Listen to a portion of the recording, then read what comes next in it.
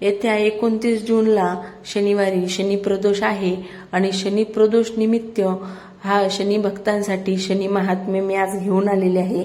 जर तुम्हाला शनी महाराजांची 7.5 चालू असेल तर तुम्हाला हे शनी महात्म्य वाचलं तर छान फायदा होऊ शकतो। त्यामुळं या शनी प्रदोषाला अजिबात गमावू नका। हा काळ अगदी दुर्मिळ आहे आणि या काळामध्ये जितकी होईल तितकी तुम्ही शनिदेवाची उपासना नक्की करा। चला सुरू करूया। ओम नमोजी नारायणा सिद्धिदायिका गुरु संत श्रोते पाठका अखिलांसी नमो नमः। मूळ कथा गुर्जर भाषेची नवग्रहाच्या श्रेष्ठत्वाची आणि महाराजी विक्रमाची उज्जयिनी नगरीच्याची। एके दिवशी प्रभात काळी नवग्रहांची चर्चा रंगली। पंडितांनी महती वर्णली स्वबुद्धी परत्वे सभे माझी। राजा विक्रमाने प्रश्न केला ग्रह श्रेष्ठवाचा द्या दाखला। सांगून स्थिती गती मातीला रूप पूजा वर्णावी। म्हणजेच काय तर नवग्रहाची चर्चा रंगली। तिथे सर्वात महत्वाचा श्रेष्ठ ग्रह कोणता ही विचारपूस सुरू झाली। पुढे ऐका, लक्ष देऊन सर्व सांगते तुम्हाला, कारण हा योग आहे अत्यंत दुर्मिळ। शनी महाराजाची कृपा सगळ्यावर प्राप्त होत नाही। शनी महाराज हे कर्माचे न्यायाचे देवता आहेत। त्यामुळं होईल तितकी या दिवशी त्यांची भक्तिभावाने सेवा करा, पूजा करा आणि शनी महात्म्य सुद्धा वाचा। एकाच्या मते रवी महान, दुजा म्हणे चंद्रमा गहन, तिसऱ्याचे निश्चित वचन मंगळ वरिष्ठ मानवा, चौथा म्हणे बुध बळवंत, गुरु श्रेष्ठ पाचव्याचे मत, शुक्राचा महिमा त्रिलोकात सांगे विद्वान सहावा, पुढे राहू केतू कथिला, अंती एक जण उठिला, शनी श्रेष्ठत्व सांगू लागला साकल्ये करुण, तो म्हणे शनी सर्वश्रेष्ठ बलाढ्य व कोपिष्ठ, करीतो कोणासही भ्रष्ट दृष्टी चमत्कारे, भाविकांचे करीतो रक्षण दुर्जनास टाकतो ठेचून, जातीचा तेली पंगुचरण कृष्णवर्णी आहे जो, काळ भैरव त्याचे दैवत जयावरी करी दृष्टीपात।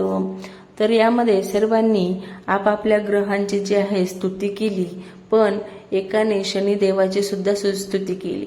पण त्यानंतर शनिदेवाबद्दल पुढे बाकीच्यांचं काय मत आहे हे सुद्धा जाणून घेऊया। करीतो नामशेष उद्ध्वस्त जीवन तो त्या जीवांचे, रवी राजाचा पुत्र शनी पाहे पिता जन्मताक्षणी, उठतो कष्ट देही झनी पिताच्या सर्वांगी, पितृरथींचा सारथी पांगुळा झाला निश्चिती, आश्वचिया नेत्रपाती आले पूर्ण अंधत्व, थकले उपाय अनंत झाले धन्वंतरी त्रस्त।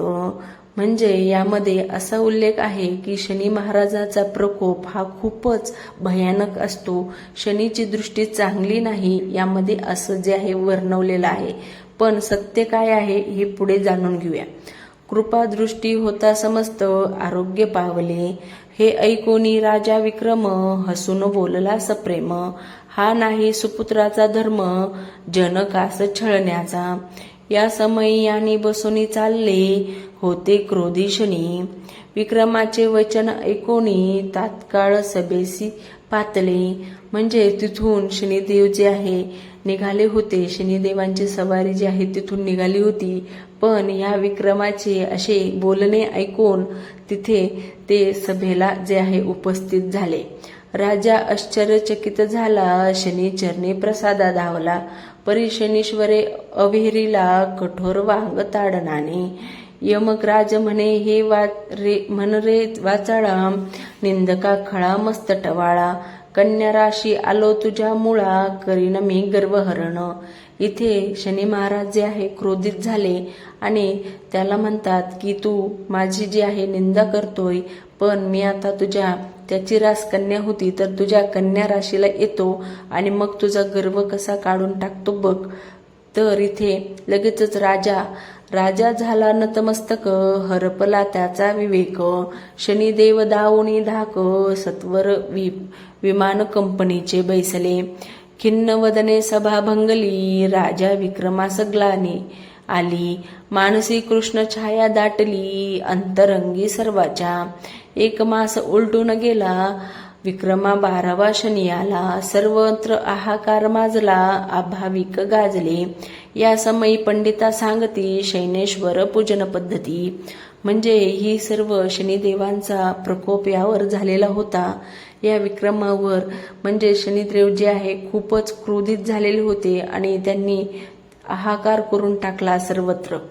आग्रहे विक्रमास म्हणती, व्रत पालन असे करावे. प्रथम करावे अभ्यंग स्नान, मग करावे एकाग्र चिंतन. अश्वनाल प्रतिमेचे जून पूजन, करावे विधिवत. याला शनिदेवाची कशी पूजा करायची ते सांगत आहे. तर अगोदर स्नान करायचं, त्यानंतर इथे प्रतिमेचे पूजन सुद्धा करायचे. विधिवत सर्व पूजा जी आहे करून घ्यायची. मृत्तिकेचा कुंभ स्थापावा, तयावरी नाल ठेवावा. तेल अभिषेक करावा, काळी फुले वाहावी. उडीद मीठ शनीस अर्पावे, सत्पात्र सोने लोह नील द्यावे.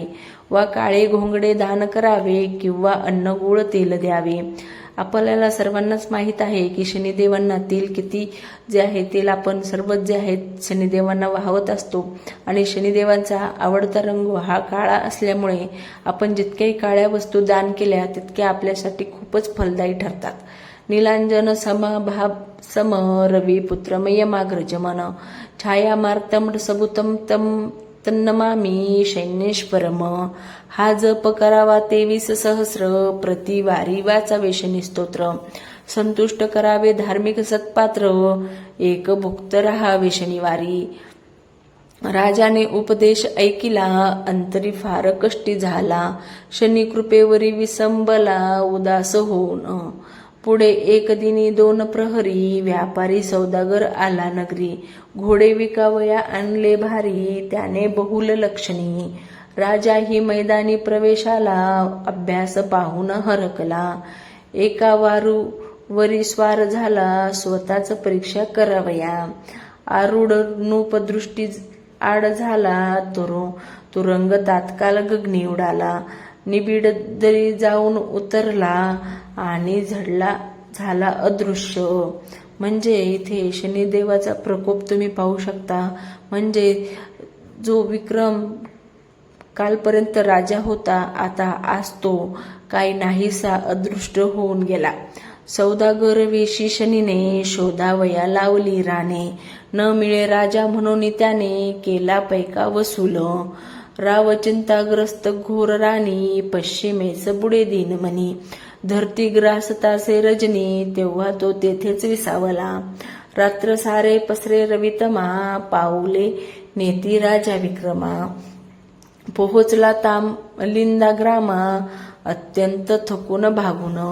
म्हणजे राजा त्यानंतर थकून भागून एका ग्रामामध्ये पोहोचला आणि तिथे जाऊन तो काय म्हणतोय पहा. त्या नागरी एक वैश्य होता, ज्याची अगणित मालमत्ता. त्याची अलौकिक नामे दुहिता, इच्छावर शोधतसे. त्या धनिके देखला अतिथी, राजलक्षणे मदनाकृती.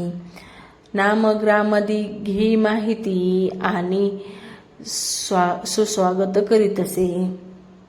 विसावला वैश्यगृही विक्रम, आवरी नित्य मैत्तिक कर्म. सेविली पंचपक्वानी उत्तम, अति आग्रह अत्यादारे. म्हणजे तो एका ठिकाणी पोहोचला, राजलक्ष्मीने म्हणजे तिथे एक इच्छावर हवा होता आणि हा अतिथी म्हणून हा विक्रम जो आहे तिथे पोहोचला. त्यानंतर त्याला पंचपक्वान सर्व जे आहे त्याला त्याचे जे आहे व्यवस्थित सर्वांनी पंचपक्वान देऊन आदर सत्कार करून स्वागत केलं. त्यानंतर उज्जयिनी स्वामीस कन्या द्यावी, असा हेतो धरुणी मनोभावी. ही सुवर्ण संधी न दवडावी, एवम कथिले दुहितसे. लाडक्या पुत्रीचे इच्छेनुसार सावकारे, धाडिला नृपवर.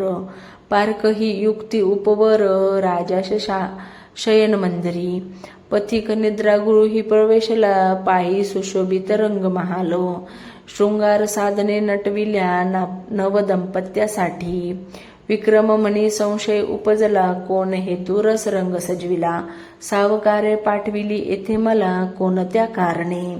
म्हणजे विक्रमला मनीमन संशय आला की सावकारांनी मला इथे का पाठवलं असेल, कारण इथे तर हा रंगमहाल नटवलेला आहे, सजवलेला आहे, पण मला इथे कशासाठी पाठवलंय हेच काही कळेना.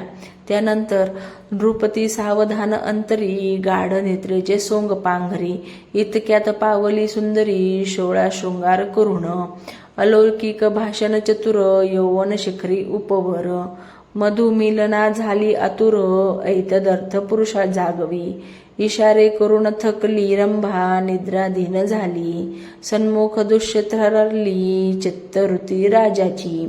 म्हणजे एक तिथे जी रूपवंता होती, जी की नटून सजून बसलेली होती, तिने भरपूर इशारे केले, भरपूर जे आहे ती नंतर थकली आणि झोपून गेली. त्यानंतर राजाची चित्तवृत्ती जी आहे थरारल्यासारखी झाली. त्यानंतर भीतीचित्रातील हंसाने उड्डाण करुनी लिलेने, हाराची मौत्य चचुने भक्षण केली सत्वर, मदनिका जागी झाली, प्रेमभंगे संतापलेली, कुटीवरी पाहू लागली, ठेवलेला मौक्तिक हार, भूमीवरी करुणी पद प्रहार, म्हणे अरसिका देई माझा हार, आणि आपुल्या पंथे जावे सत्वर, कृष्णमुख घेऊनी. म्हणजे राजा विक्रमवर हार चोरल्याचा जो आहे आरोप झाला की यावर जे आहे राणी म्हणते की माझा हार यांनीच घेतलाय आणि माझा हार कुठे आहे मला द्या. परी तो उत्तरे हार लाभला नाही, ऐकून कोपली लवलाही, जनका सांगे तुम्ही स्वगृही, शर्विलक आणला, सावकार अविचारे पेटला, नृपा वागताड न करू लागला, सेवकी निर्दयपणे ताडिला, हार प्राप्तीसाठी, मार मारून चाकर थकले, राजदरबारी घेऊन गेले. म्हणजे शनी महाराजांचा प्रकोप इथेही थांबला नव्हता, तर विक्रमावर हार चोरल्याचा आरोप सुद्धा आला, पण विक्रमाला तितक्यात हार सापडला नाही राणीला. त्यामुळे विक्रमाला मार मारून सर्व चाकर जे आहे थकले, पण त्याला राजदरबारी सुद्धा घेऊन गेले. चंद्रसेन राजाने ऐकले सर्व कथन वेशाचे, चंद्रसेने पथिका आज्ञा केली, मुक्तहार डावी याच पाऊली, नहून सांभाळी त्वचा आपली, चौर्य कर्मशिक्षा म्हणून विक्रम सांगे वास्तविकता, राजा कोपे कथा न ऐकता, आणि दूता म्हणे तोडा आता हातपाय याचे सत्वरी. म्हणजे इथे सर्व थांबलं नव्हतं, तर विक्रमाचे हातपाय तोडण्याचे आदेश जे आहे राजाने त्याच्या जे आहे सेवकांना दिले होते. हस्त पादरी रहित शरीर, भूमी शय्याने लाकाशावर, जलासाठी तळमळे फार, तृषात राजा विक्रम हा पाण्यासाठी तळमळत होता, पण पाणी सुद्धा त्याला कोणीच दिले नाही. या घटनेस उलटला मास, सोशी अनंत व्यथा प्रातिप्रहार, दयाद्र शनीने चंद्रसेनास, द्रवविले अन्नोदक देण्या, अन्नोदक मिळतसे विक्रमा, मनी स्मरे तो उज्जैनी महिमा, एके दिनी दिसे स्नुषा उत्तमा, तेली याची त्या मार्गी. त्यानंतर विक्रमाला तिथे एक तेलीन जी आहे तेल घेऊन चाललेली होती ती तिथे दिसली. तिचे माहेर नगरी उज्जैनी, शाश्वर गृहासी जातसे कामिनी, खंडित देही नृपास ओळखुनी, व्यथित मने थांबली, परस्पराच्या संभाषणातून अघटित घडलेले जाणून, आधरे भरपाई यानी बैसवून, आणले तिने स्वगृही, तया ठका पाहुणे शशूर, राजभये कांपे थरथर, हा विक्रम राजा नरवर, नुषा सांगे निश्चये, ऐकून दावे चंद्रसेनाकडे, म्हणे अनुका तस्कर बापुडे, अनथा पाहुणी हृदय रडे, माझे धर्मबुद्धीने, भक्तीचा हुंकार ऐकुनी, तेल गट परतला तिष्ठत म्हणे, चौरंगी बसुनी हाके घाणी, सांगे विक्रम राजाला. म्हणजे इथे भक्तीचा हुंकार जो आहे तो निघाला होता आणि विक्रम राजाला चौरंगी बसून त्याची जी आहे सर्व कथा इथे सांगण्यात येत आहे.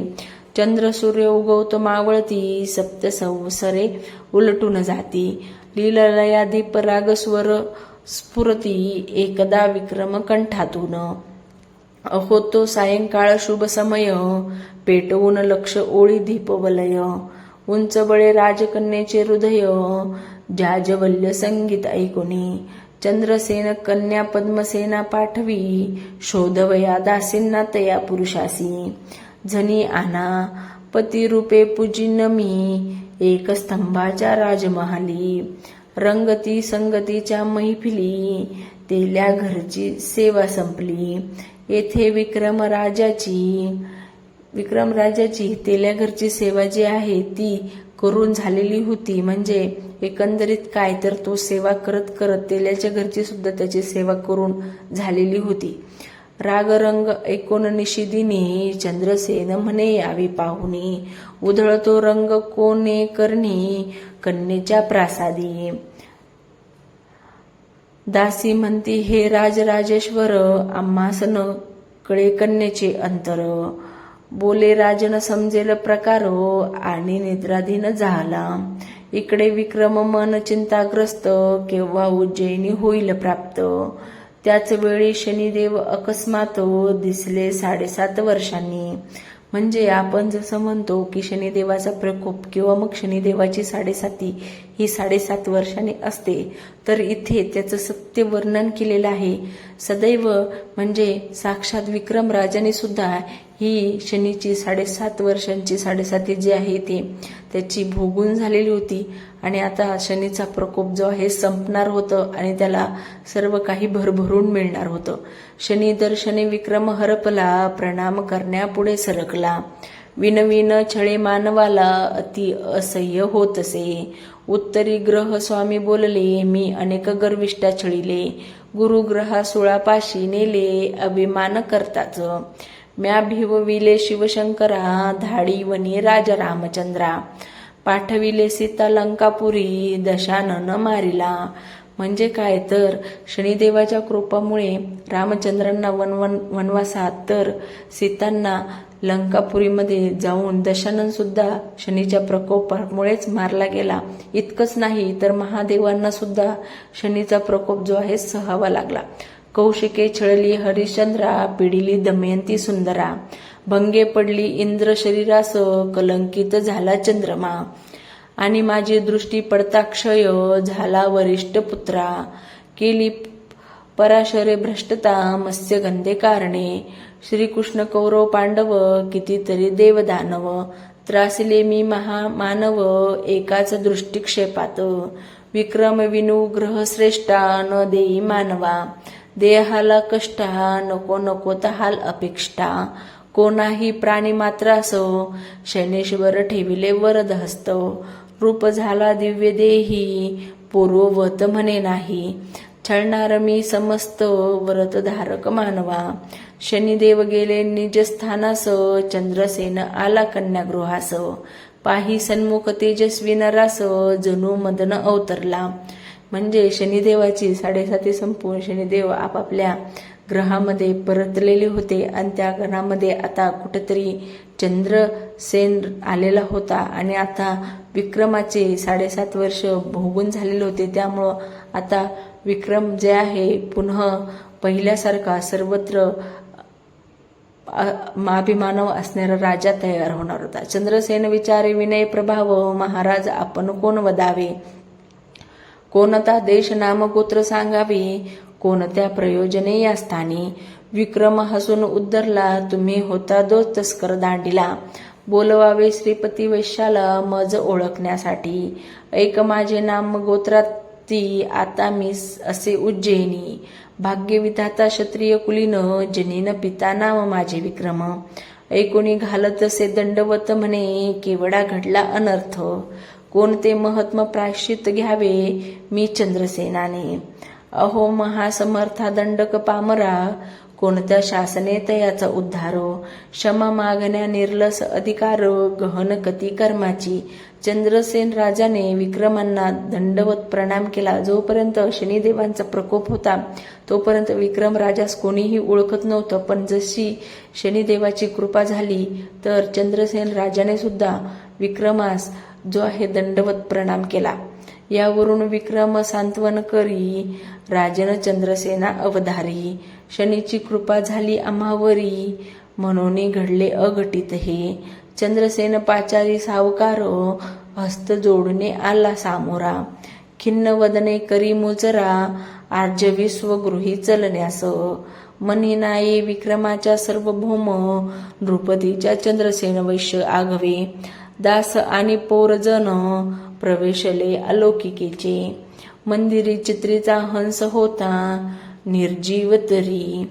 उगाळी मोतीहार सर्वासमोरी स्वमुखात लिलेने. सकळ जन आश्चर्य पावले म्हणती श्रेष्ठा दूषणे लाविले. शनीच्या अवकृपेने सोचले भोग 7.5 वर्ष.